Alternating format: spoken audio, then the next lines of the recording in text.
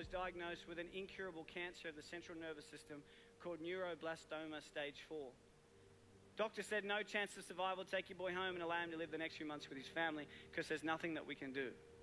But like everybody in this room, we all have choices, and the choices that we make each and every day can reshape and remold and redefine our future. My mum asked one question. I don't want to know what the chances are of my son dying is. I just want to know what the chances are of my son surviving is. The doctors gave me a 96% death rate. They said, go home. But my mum looked at my glass being 4% full and not 96% empty. But the next day, a doctor came in from America. He said, we're trialing a drug. It's called DTIC. Never been trialed on humans before, only on animals. We're going to trial it on 25 kids. And I truly believe that outside of love, hope is the most powerful word in the English dictionary. This instilled hope into our lives. We started this drug 9 a.m. Tuesday morning. Within 1 month, 20 out of the 25 kids had passed away. Within 90 days, 24 out of the 25 kids were dead. My mum, she would sit there and she would watch a doctor come in and zip up a body bag and wheel them out because of the same drug that she chose to put me on. I say to people all around the world that I'm one of the lucky ones. But I never say I'm one of the lucky ones because I'm still alive. I say I'm one of the lucky ones because I wasn't my mum. My mum had it tough. She had to make a choice to inject the drug into a child that has killed everybody that had ever taken it. Until one day I was finally allowed to go home. The doctor said to my mum, your son, he will never go to school, he will never play sport, he'll be a housebound baby, and if he reaches his teenage years, it'll be a miracle. But we believed in miracles. And my mum wanted my dreams to come true. When I was lying in hospital, my mum bought me a Velcro glove and a Velcro ball. And she'd sit at the end of the bed and she'd lob the ball to me. I'd catch it and I'd throw it back till she gets further and further away until eventually I said to her, I have a dream, and that dream is to one day play baseball in America. And people laughed at me. Nobody in your life will tell you what you can do. They'll only ever tell you what you can't do. My dream was to play baseball in America, and I wanted to do everything in my power to make sure that happened. And there was a lot of hiccups along the way. I had my first heart attack when I was 12. I had glandular fever, I had bacterial meningitis. But people kept telling me I wouldn't do it. So it made me work really hard to make sure I could do it. I was lucky enough at the age of 17 to sign a contract and live in America and play baseball. But as you know, life is like a roller coaster. You can get to a pinnacle point in your life and it can get taken away from you in a heartbeat.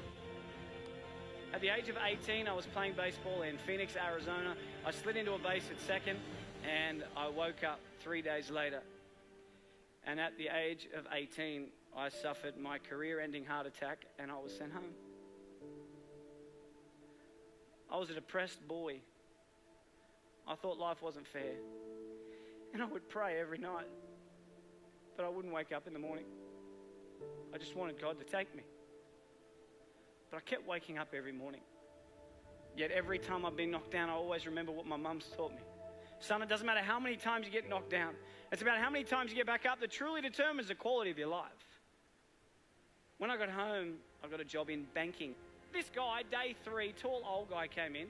He said to me, Michael, I'm Tom, I'm the CEO, let's have a chat. I had no idea what CEO stood for, but I just went in there and listened. He said, Michael, where do you see yourself in 5 years' time?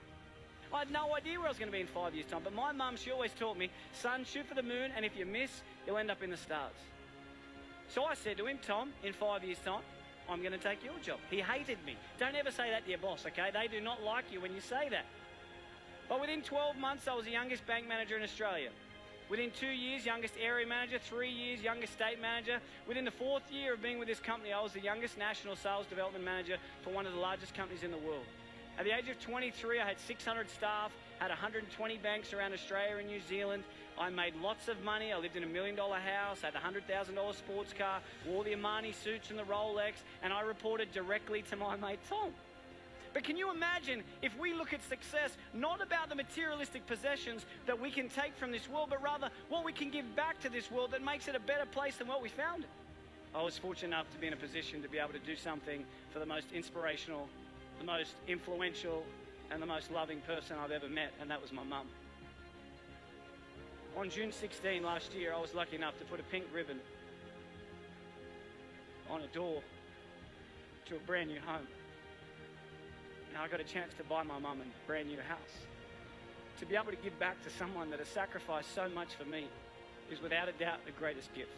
It puts a smile on my face knowing that I've been able to help her. And when I was 7, I heard through the curtains the doctor say to my mum, he will never go to sport, he will never play baseball, he will never ever go to school, and if he reaches his teenage years it'll be a miracle. And my mum, she walked out, and I said to her as if I didn't hear, what did the doctor say?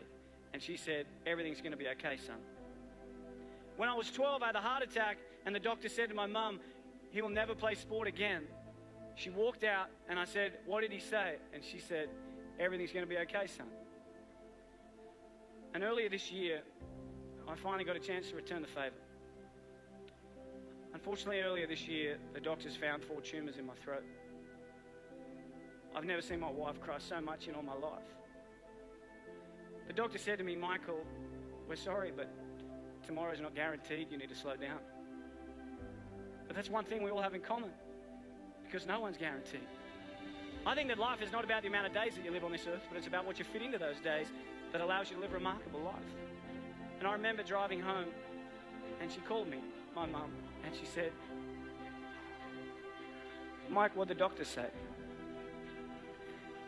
And I said to her, Mum, everything's going to be okay.